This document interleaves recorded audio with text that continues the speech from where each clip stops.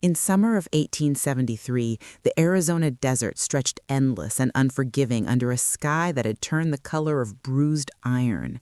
Massive dust storms swept across the plains, whipping sand into twisting columns, while dry grass bent low and thunder rumbled like distant artillery.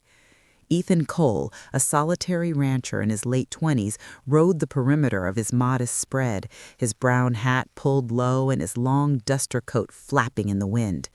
Lightning forked across the horizon as he checked the sagging wooden fences that kept his small herd from wandering into oblivion.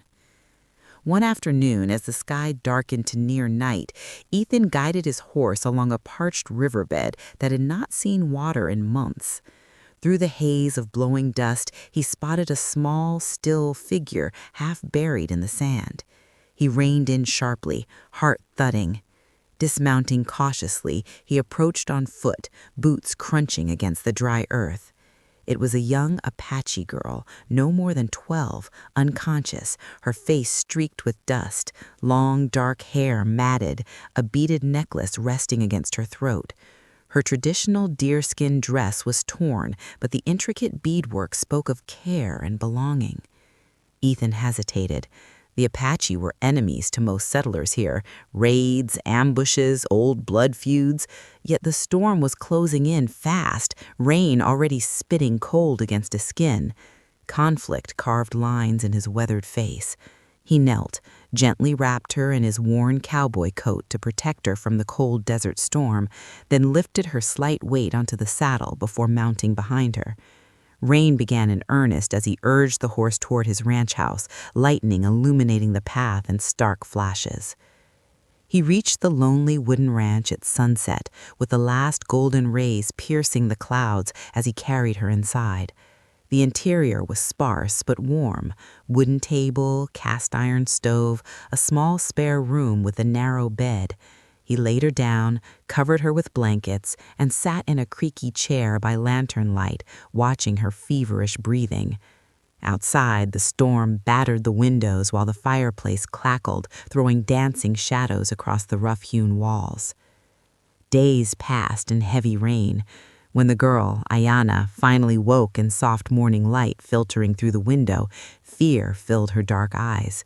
She retreated to the corner, watching him warily as he moved quietly about the house. Ethan placed a bowl of broth and water on the table, then stepped back, giving her space, speaking only in low, calm tones. He never forced closeness. In time, a fragile trust grew. One morning, he found a small, colorful woven bracelet beside his coffee cup, delicate threads and beads arranged with care. He held it in his rough hands, turning it slowly, a quiet wonder softening his features. Ayana watched from the doorway, saying nothing. When she was strong enough, she slipped away one dawn, mounting one of his spare horses and riding toward the distant hills where her people roamed. Ethan stood on the porch and watched until she became a speck against the vastness, the bracelet now tucked in his pocket like a secret. Years turned. Seasons painted the desert in storms, searing sun and quiet sunsets. Ethan aged alone on the ranch, lines deepening around his eyes. At night, he sometimes opened the bedside drawer, unfolding the cloth that protected the faded bracelet, holding it in lantern light as memory surfaced. Far from the ranch, Ayana grew among her Apache kin. She learned the old ways from an elder healer, gathering desert plants under wide skies, grinding herbs, listening to the land's quiet teachings. By her teens, she assisted in ceremonies. By her 20s, she stood as a respected healer, her beadwork and turquoise jewelry gleaming with quiet authority. Yet something restless remained in her, a pull toward the horizon where the white man's ranch still stood. One late afternoon, dust rose behind a lone rider approaching the gate. Ethan stepped onto the porch, squinting against the sun.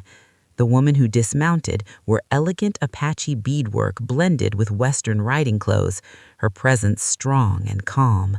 Recognition struck him like lightning. Ayana smiled, warm and sure. They stood facing each other as the desert wind moved around them. She reached into a pouch and offered a new bracelet, its pattern a mirror to the old one he still kept. He accepted it wordlessly, slipping it onto his wrist beside the faded original she had left long ago. Their reunion was quiet, built on years of unspoken understanding. But peace was fragile in that land. Angry settlers rode up soon in a cloud of dust, shouting accusations, claiming the Apache healer had no place near white land, that old grudges demanded settling. Ethan and Ayana stood shoulder to shoulder before the ranch house under dark storm clouds, unyielding.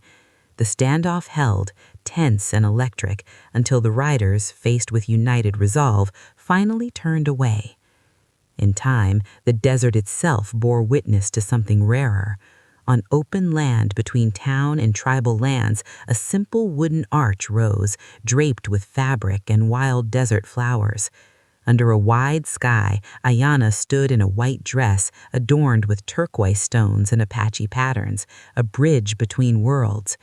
Ethan, weathered but steady, placed a plain gold ring on her finger while she tied a woven cord around his wrist, symbolizing unity.